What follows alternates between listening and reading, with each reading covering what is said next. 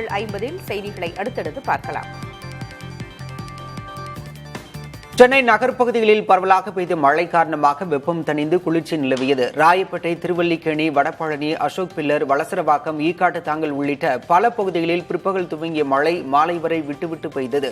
Chennai Guindy racecourse சாலையில் மழையின் போது வீசிய பலத்த காற்று காரணமாக சாலையோரம் இருந்த மரம் முறிந்து விழுந்தது. இதில் முருகன் என்பவருக்கு காலில் முறிவு ஏற்பட்டது.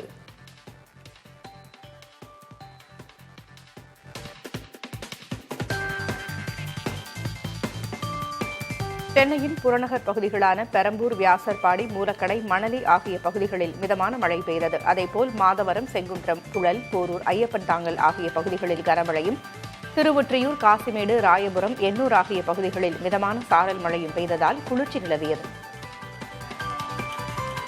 கோவை மாவட்டம் வால்பாறையில் தொடர் கனமழை காரணமாக மண் சரிவு ஏற்பட்டதால் போக்குவரத்து துண்டிக்கப்பட்டது. நேற்று வால்பாறை அருகே வேவர்லி எஸ்டேட் பகுதியில் மண் அரிப்பு ஏற்பட்டு சாலையின் ஓரம் உள்ள மண் சரிந்து விழுந்தது. இதனால் எஸ்டேட் பகுதிக்கு வாகனங்கள் செல்ல முடியாமல் போக்குவரத்து நெரிசல் ஏற்பட்டது. கேரளாவில் கனமழை நிலவி வரும் நிலையில் 3 மாவட்டங்களுக்கு இந்திய வானிலை மையம் எச்சரிக்கை விடுத்துள்ளது. அதன்படி இடுக்கி, கண்ணூர் மற்றும் காசர்கோடு மாவட்டங்களுக்கு கனமழைக்கான எச்சரிக்கை விடுக்கப்பட்டுள்ளது. கேரளாவில் காசர்கோடு, எர்ணாகுளம் மாவட்டம், ஆலுவா உள்ளிட்ட இடங்களில் கனமழையால் மண் சரிவு ஏற்பட்டு போக்குவரத்து பாதிக்கப்பட்டது. கர்நாடக மாநிலம் தட்சிண கன்னடா மாவட்டத்தில் மங்களூரு, கள்ளியா, புத்தூர் ஆகிய பகுதியில் பெய்த மழையால் குடியிருப்புகளை வெள்ளம் சூழ்ந்துள்ளது. மங்களூரு அருகே பெல்லா பகுதியில் நிலச்சரிவு ஏற்பட்டு பாறைகள் வீட்டின் மீது விழுந்ததில் குழந்தை உட்பட 2 உயிரிழந்தனர். உடுப்பி, உத்தர கன்னடாவிலும் பல இடங்கள் வெள்ளத்தில் தத்தளிக்கின்றன. கொரோனா பரவல் அதிகரிக்கும் நிலையில் பாதுகாப்பு விதிமுறைகளை பின்பற்ற தமிழக சுகாதாரத்துறை அறிவுறுத்தியுள்ளது. அதிக கூட்டம் கூடும் இடங்களில் முகக்கவசம் அணியுமாறும் சமூக இடைவெளியை பின்பற்றுமாறும் அறிவுறுத்தியுள்ளது. உடல்நலக்குறைவு ஏற்பட்டால் வீடுகளை விட்டு வெளியே செல்வதை தவிர்க்க வேண்டும் என்றும் தேவையான தடுப்பூசிகளை முறையாக செலுத்திக் கொள்ளவும் சுகாதாரத்துறை அறிவுறுத்தியுள்ளது. சென்னையில் மின்சார பேருந்துகள் சேவையை வரும் 3ஆம் தேதி முதல்வர் மு.க.ஸ்டாலின் தொடங்கி வைக்கிறார். பல்வேறு சோதனைகளுக்கு பிறகு முதற்கட்டமாக 120 மின்சார பேருந்துகளின் சேவையை தொடங்கி வைக்கப்பட உள்ளது. இந்த ஆண்டு இறுதிக்குள் சென்னை முழுவதும் மொத்தமாக 625 மின்சார பேருந்துகள் இயக்க நடவடிக்கை எடுக்கப்பட்டுள்ளது. சுற்றுச்சூழலுக்கு கேடு ஏற்படுத்தாத வகையில் நவீன வசதிகளுடன் மின்சார பேருந்துகள் வடிவமைக்கப்பட்டுள்ளன. மதிமுக பொதுச் செயலாளர் வைகோவுக்கு மீண்டும் மாநிலங்களவை உறுப்பினராக வாய்ப்பளிக்காதது வருத்தமாக இருப்பதாக அக்கட்சியின் முதன்மை செயலாளர் துரை வைகோ எம்பி தெரிவித்துள்ளார். தமிழ்நாட்டின் நலன் கருதி திமுக கூட்டணியில் தொடர்ந்து இருப்போம் என்றும் அவர் குறிப்பிட்டார். வைகோவிற்கு பதவி ஒரு பொருட்டல்ல, அவரது மக்கள் பணி எப்போதும் தொடரும் என்றும் துரை வைகோ பேசினார். அதிமுக பொதுச் செயலாளர் எடப்பாடி பழனிசாமியை தேமுதிக பொருளாளர் எல்.கே. சுதீஷ் நேரில் சந்தித்து பேசினார். எடப்பாடி பழனிசாமியின் இல்லத்தில் இந்த சந்திப்பு நடைபெற்றது. இந்த சந்திப்பின் போது மாநிலங்களவை தேர்தலில் போட்டியிடுவதற்கான வாய்ப்பு தொடர்பாக விவாதிக்கப்பட்டதாக கூறப்படுகிறது. திருக்குறள் ஒரு ஆன்மீக புத்தகம் என ஆளுநர் ஆர்.என். ரவி கூறியுள்ளார். திருச்சி மாவட்டம் முசிறியில் உள்ள பிரசன்ன வெங்கடாச்சலபதி பெருமாள் கோவில் வளாகத்தில் நடந்த நூல் வெளியீட்டு விழாவில் பேசிய அவர், மதங்கள் வெவ்வேறாக இருந்தாலும் தர்மம் என்பது ஒன்றுதான், அது சனாதனம் மட்டும்தான் என்று குறிப்பிட்டார். சனாதன தர்மத்தின் மிகப்பெரிய துறவி திருவள்ளுவர் என்றும் ஆளுநர் ஆர்.என். ரவி பேசினார். தமிழ்நாட்டில் வரும் கல்வியாண்டிலேயே புதிதாக 4 அரசு கலை மற்றும் அறிவியல் கல்லூரிகள் தொடங்க உள்ளதாக முதல்வர் ஸ்டாலின் உத்தரவிட்டுள்ளார். வேலூர் மாவட்டம் கேவிக்குப்பம், திருச்சி மாவட்டம் துறையூர், கள்ளக்குறிச்சி மாவட்டம் உளுந்தூர்பேட்டை, திருவண்ணாமலை மாவட்டம் செங்கம் ஆகிய 4 மாவட்டங்களின் பகுதிகளில் இந்த கல்லூரிகள் அமைய உள்ளன. முதுநிலை நீட் தேர்வை ஒரே ஷிப்டில் நடத்த உச்சநீதிமன்றம் உத்தரவிட்டுள்ளது. முதுநிலை நீட் தேர்வு வரும் 15ஆம் தேதி நடைபெறவுள்ளது. இத்தேர்வுகளை 2 ஷிப்டுகளாக நடத்தும் தேசிய தேர்வு முகமையின் முடிவுக்கு எதிர்ப்பு தெரிவித்து வழக்கு தொடுக்கப்பட்டது. வழக்கை விசாரித்த உச்சநீதிமன்றம் நீட் தேர்வை ஒரே ஷிப்டில் நடத்த வேண்டும் என்று உத்தரவிட்டது. நீட் மட்டும்தான் உலகமா என கேள்வி எழுப்பியுள்ள தவேக தலைவர் விஜய், நீட்டை தாண்டியும் மாணவர்கள் சாதிக்க நிறைய விஷயங்கள் இருப்பதாக தெரிவித்துள்ளார். 10 மற்றும் 12ஆம் வகுப்பு பொதுத் தேர்வில் முதல் 3 இடங்களை பிடித்த மாணவர்களுக்கு தவேக சார்பில் விருது வழங்கும் நிகழ்ச்சி மாமல்லபுரம் அருகே பூஞ்சேரியில் நடைபெற்றது. இதில் சிறப்பு விருந்தினராக கலந்து கொண்ட விஜய் மாணவ மாணவிகளுக்கு விருதுகளை வழங்கி கௌரவித்தார். காசு கொடுத்து ஓட்டு வாங்கி ஜெயிக்க நினைப்பவர்களை ஊக்குவிக்காதீர்கள் என்று தமிழக வெற்றிக் கழக தலைவர் விஜய் கேட்டுக் கொண்டார். மாணவர்களுக்கு விருது வழங்கும் நிகழ்ச்சியில் பேசிய அவர், அடுத்த ஆண்டு தேர்தலில் வண்டி வண்டியாக பணத்தை கொட்டுவார்கள் என்றும் அந்த பணம் அனைத்தும் மக்களிடமிருந்து கொள்ளையடித்த பணம்தான் என்றும் கூறினார். பெரியாருக்கே சாதி சாயம் பூசும் முயற்சியை வன்மையாக கண்டிப்பதாக தமிழக வெற்றிக் கழக தலைவர் விஜய் தெரிவித்துள்ளார். சாதி மதத்தை வைத்து பிரிவினையை வளர்க்கும் சிந்தனை பக்கம் செல்லாதீர்கள் என மாணவர்களிடம் வலியுறுத்திய விஜய், விவசாயிகளும் தொழிலாளர்களும் சாதி மதம் பார்த்தா உற்பத்தி செய்கிறார்கள் எனவும் கேள்வி எழுப்பினார். விஜய் குறித்து விமர்சிக்க வேண்டாம் என கட்சியினருக்கு அதிமுக பொதுச் செயலாளர் எடப்பாடி பழனிசாமி அறிவுறுத்தியுள்ளதாக தகவல்கள் வெளியாகியுள்ளன. தாவேகா தொடர்பாக கருத்துகள் கூற வேண்டாம் என்றும் விஜய் குறித்து விமர்சிக்க வேண்டாம் என்றும் கட்சியினருக்கு பழனிசாமி அறிவுறுத்தியதாக தகவல் கிடைத்துள்ளது. பாமக நிறுவனர் ராமதாஸ் மற்றும் அவரது மகன் அன்புமணி இடையே மோதல் முற்றும் நிலையில் தம்மை நீக்க பொதுக்குழுவுக்கு மட்டுமே அதிகாரம் உள்ளதாகவும் வேறு யாருக்கும் அதிகாரம் இல்லை என்றும் அன்புமணி தெரிவித்துள்ளார். சென்னை சோழிங்கநல்லூரில் சென்னை, திருவள்ளூர், காஞ்சிபுரம், ராணிப்பேட்டை உள்ளிட்ட மாவட்ட செயலாளர்கள் கூட்டத்திற்கு அன்புமணி அழைப்பு விடுத்திருந்தார். இந்த கூட்டத்தில் பெரும்பாலான மாவட்ட செயலாளர்கள் கலந்து கொண்டனர். அன்புமணியின் கூட்டத்தில் பங்கேற்ற பாமக பொருளாளர் திலகபாமா உள்ளிட்டோரை கட்சியிலிருந்து ராமதாஸ் நீக்கிவிட்டதாக தகவல் வெளியானது. இந்த நிலையில் சோழிங்கநல்லூரில் நடந்த கூட்டத்தில் பேசிய அன்புமணி, தலைவர் பொறுப்பை ஏற்ற தினத்திலிருந்து சுதந்திரமாக செயல்பட முடியவில்லை என்றும் இன்றிலிருந்து தம்மால் சுதந்திரமாக செயல்பட முடியும் என்றும் கூறினார்.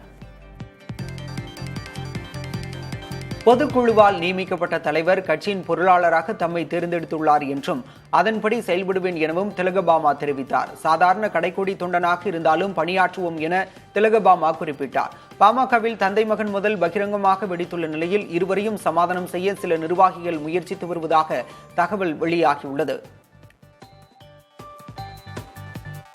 பாமக நிறுவனர் ராமதாசும் அன்புமணியும் சந்தித்து பேசினால் பிரச்சினைக்கு தீர்வு கிடைக்கும் என்று பாமக அரசியல் ஆலோசனை குழு தலைவர் தீரன் தெரிவித்துள்ளார். திண்டிவனத்தில் ராமதாஸை சந்தித்த பிறகு செய்தியாளர்களிடம் பேசிய அவர், ராமதாஸ், அன்புமணி இருவரும் நேரில் சந்தித்து பேச வலியுறுத்தியதாக தெரிவித்தார். 2 லட்சம் ரூபாய்க்கும் குறைவான நகை கடன் பெறுவோருக்கு கட்டுப்பாடுகளிலிருந்து விலக்களிக்கவும் அடுத்த ஆண்டு ஜனவரியில் புதிய விதிமுறைகளை அமல்படுத்திக் கொள்ளலாம் எனவும் ஆர்பிஐக்கு மத்திய நிதியமைச்சகம் அறிவுறுத்தியுள்ளது. அரசியல் தலைவர்கள் பலரும் புதிய விதிமுறைகளை விமர்சித்திருந்த நிலையில் மத்திய அரசு இவ்வாறு அறிவுறுத்தியுள்ளது. ரிசர்வ் வங்கியின் நகைக்கடன் தொடர்பான புதிய விதிமுறைகளை தளர்த்த முன்வந்த மத்திய அரசின் நடவடிக்கைக்கு தமிழ்நாடு முதலமைச்சர் மு.க.ஸ்டாலின் வரவேற்பு தெரிவித்துள்ளார். ஏழைகள் வாழ்க்கையில் தாக்கத்தை ஏற்படுத்தும் இம்மாதிரியான கொள்கைகளை அமல்படுத்தும் முன் மாநில அரசுகளுடன் கலந்து ஆலோசிக்க வேண்டும் என்றும் வலியுறுத்தியுள்ளார். கமல் மன்னிப்பு கேட்காவிட்டால் அவர் படத்தை கர்நாடகாவில் வெளியிட மாட்டோம் என கர்நாடக திரைப்பட வர்த்தக சபை தெரிவித்துள்ளது. தமிழில் இருந்துதான் கன்னடம் தோன்றியது என நடிகர் கமல் பேசியதற்கு எதிர்ப்பு தெரிவித்த கர்நாடக ரட்சண வேதிகை அமைப்பினர் கர்நாடக திரைப்பட வர்த்தக சபையை முற்றுகையிட்டு தர்ணா போராட்டத்தில் ஈடுபட்டனர். இதனையடுத்து தக் லைஃப் படத்திற்கு கர்நாடக திரைப்பட வர்த்தக சபை எதிர்ப்பு தெரிவித்துள்ளது. கர்நாடகாவில் கமல்ஹாசன் உருவ பொம்மையை எரித்து கன்னட ரட்சண வேதிகை அமைப்பினர் போராட்டத்தில் ஈடுபட்டனர். கன்னட மொழியை கமல்ஹாசன் இழிவுபடுத்தியதாக முழக்கங்களை எழுப்பி அவர்கள் ஆர்ப்பாட்டம் நடத்தினர். அதேபோல் பெலகாவியிலும் கமல்ஹாசனுக்கு எதிராக முழக்கங்களை எழுப்பி போராட்டத்தில் ஈடுபட்டனர். கமல்ஹாசன் கன்னட மொழிக்கு எதிரானவர் என்பது போன்ற மாய தோற்றத்தை சித்தரித்து அவதூறு பரப்புவது ஏற்கத்தக்கது அல்ல என தென்னிந்திய நடிகர் சங்கம் தெரிவித்துள்ளது. இது தொடர்பாக வெளியிட்டிருக்கும் அறிக்கையில் மாபெரும் கலைஞனுக்கு இழைக்கப்படும் அநீதியை அனுமதிக்கலாகாது என குறிப்பிடப்பட்டுள்ளது. கன்னட மொழி குறித்து தான் தவறாக பேசவில்லை என்று மக்கள் நீதி மய்ய தலைவர் கமல்ஹாசன் விளக்கமளித்துள்ளார். மாநிலங்களவை உறுப்பினராக போட்டியிட உள்ள கமல்ஹாசன் சென்னை அண்ணா அறிவாலயத்தில் முதல்வர் மு.க.ஸ்டாலினை சந்தித்து பேசினார். பின்னர் செய்தியாளர்களிடம் பேசிய அவர், கன்னட மொழியை பற்றி தவறாக பேசவில்லை என்பதால் தான் மன்னிப்பு கேட்க மாட்டேன் என்றார். இந்தியாவின் பிரம்மோஸ் ஏவுகணை பாகிஸ்தானின் தூக்கத்தை கெடுத்துவிட்டதாக பிரதமர் மோடி பேசியுள்ளார். உத்தரப்பிரதேச மாநிலம் கான்பூரில் நடந்த நிகழ்ச்சியில் கலந்து கொண்ட அவர் 47,600 கோடி ரூபாய் மதிப்பிலான பல்வேறு வளர்ச்சித் திட்டங்களை தொடக்கி வைத்தார். அப்போது பேசிய பிரதமர், இனிமேல் பயங்கரவாதிகளும் அவர்களை ஆதரிக்கும் அரசுகளும் ஒரே மாதிரிதான் நடத்தப்படுவார்கள் என்றார். ஆபரேஷன் சிந்தூரின் போது பாகிஸ்தானின் ராணுவ கண்காணிப்பு கட்டமைப்பை தகர்த்து விட்டதாகவும் இனி பாகிஸ்தானால் முழுமையான தகவல் பெற்று போரிட முடியாது என்று மத்திய உள்துறை அமைச்சர் அமித்ஷா தெரிவித்துள்ளார். 2 நாள் பயணமாக ஜம்மு காஷ்மீர் சென்றுள்ள அமித்ஷா பூஞ்ச் மாவட்டத்தில் பாகிஸ்தானின் தாக்குதலால் பாதிக்கப்பட்ட குடும்பத்தினரை சந்தித்து ஆறுதல் கூறினார்.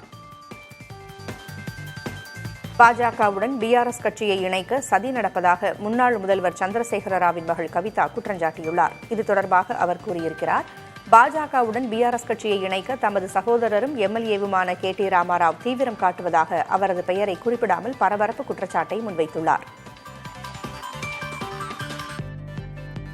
ஒடிசா தலைநகர் புவனேஸ்வரைச் சேர்ந்த தொழிலதிபர் ரதிகாந்த் ரவுத்திடம் 20 லட்சம் ரூபாய் லஞ்சம் பெற்ற குற்றச்சாட்டில் அமலாக்கத்துறை துணை இயக்குநர் சிந்தன் ரகுவன்ஷியை சிபிஐ கைது செய்தது. கல்குவாரி உரிமையாளரான ரவுத்தை அமலாக்கத்துறை வழக்கிலிருந்து தப்ப வைப்பதற்கு 5 கோடி ரூபாய் லஞ்சம் கேட்ட ரகுவன்ஷி பின்னர் அதனை 2 கோடி ரூபாயாக குறைத்ததாக கூறப்படுகிறது.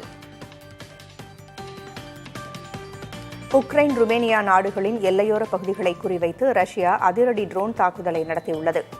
உக்ரைனின் மிகப்பெரிய துறைமுகம் இருக்கும் இஸ்மாயில் நகரத்தை மையப்படுத்தி இந்த தாக்குதல் திட்டமிடப்பட்டுள்ளது. இதில் அஞ்சல் அலுவலகம் உள்ளிட்ட அரசு துறை கட்டடங்கள் சேதமடைந்துள்ளன. ரஷ்யாவுடனான போருக்கு நடுவே யுக்ரைன் மக்களுக்கு புதிய பொழுதுபோக்கு ஒன்று கிடைத்துள்ளது. அந்த வகையில் கீவ் நகரத்தில் பன்றிக்குட்டிகளுக்கு பிரத்யேக கஃபே ஒன்று திறக்கப்பட்டுள்ளது. இங்கு வரும் விருந்தினர்கள் பன்றிக்குட்டிகளுக்கு உணவளித்து அதனை கொஞ்சி மகிழ்ந்து வருகின்றனர்.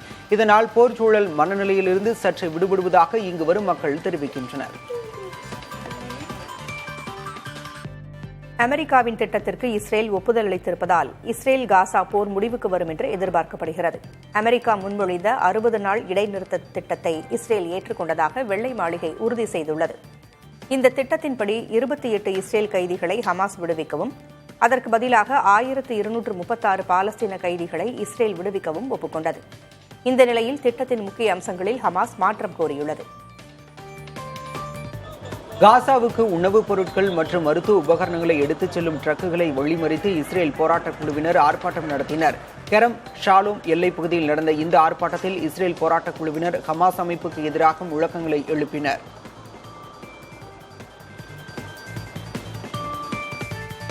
அமெரிக்க அரசின் செலவினங்களை குறைக்கும் திட்டத்தின் தலைவர் பொறுப்பிலிருந்து எலான் மஸ்க் விலகியுள்ள நிலையில் அவர் எப்போதும் அரசுக்கு எல்லா வழிகளிலும் உதவுவார் என்று அதிபர் ட்ரம்ப் தெரிவித்துள்ளார். எலான் மஸ்க் அருமையான நபர் என்றும் ட்ரம்ப் கூறினார்.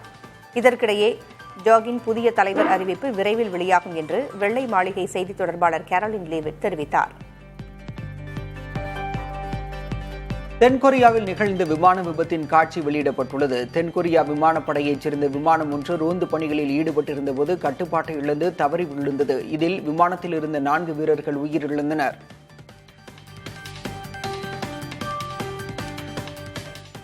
கனடாவின் சர்ச்சில் ஃபால்ஸ் பகுதியில் கட்டுக்கடங்காமல் காட்டுத்தீ பற்றி எரிந்து வருகிறது. சுமார் 450 ஏக்கர் நிலம் தீக்கிரையாகி உள்ள நிலையில் ஹெலிகாப்டர் மூலம் தண்ணீரை ஊற்றி தீயை கட்டுப்படுத்தும் பணிகள் நடைபெற்று வருகின்றன. பிரேசிலில் நிலவும் குளுமையான சூழலை அந்நாட்டு மக்கள் ரசித்து அனுபவித்து வருகின்றனர். பிரேசிலின் தெற்கு பகுதிகளில் தற்போது பனிப்பொழிவு தொடங்கியுள்ளது. இதையடுத்து சாண்டா கெட்டாரினா பகுதிக்கு ஆர்வத்துடன் சுற்றுலா பயணிகள் குவிந்துள்ளனர். குளிருக்கு இதமான ஆடைகளை அணிந்தபடி வீதிகளில் வலம் வரும் அவர்கள் பனிப்பொழிவில் குழுவாக உற்சாகத்துடன் நடனமாடி மகிழ்ந்தனர். 2024-25 நிதியாண்டில் இந்தியாவின் மொத்த உள்நாட்டு உற்பத்தி 6.5% இருந்ததாக மத்திய அரசு அறிவித்துள்ளது. இது தொடர்பாக வெளியிடப்பட்டுள்ள புள்ளி விவரங்களில் கடந்த நிதியாண்டின் கடைசி காலாண்டில் நாட்டின் மொத்த உள்நாட்டு உற்பத்தி 7.4% இருந்ததாகவும் தெரிவிக்கப்பட்டுள்ளது. திரைப்படங்களுக்கு வசூலிக்கப்படும் உள்ளாட்சி அமைப்பு கேளிக்கை வரியை குறைத்து தமிழ்நாடு அரசு உத்தரவிட்டுள்ளது. திரைப்படங்களுக்கான உள்ளாட்சி அமைப்பு கேளிக்கை வரியை குறைக்க வேண்டும் என திரைத்துறையினர் தமிழக அரசுக்கு கோரிக்கை விடுத்தனர். அதனை பரிசீலனை செய்த தமிழக அரசு வரியை 8%-இலிருந்து 4% குறைத்து உத்தரவிட்டுள்ளது.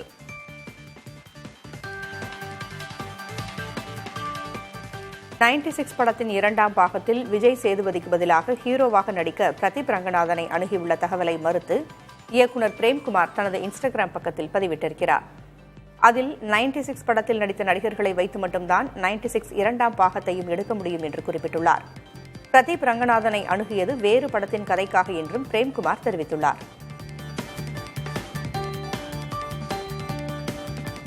பணியிடத்திலோ வீட்டிலோ நீண்ட நேரம் ஒரே இடத்தில் அமர்ந்திருக்க வேண்டியிருப்பது பல வகையான உடல்நல பிரச்சினைகளுக்கு காரணமாகிறது. இதனை தவிர்க்க 20-2 என்ற எளிய விதியை பின்பற்றலாம் என்கிறார்கள் மருத்துவர்கள்.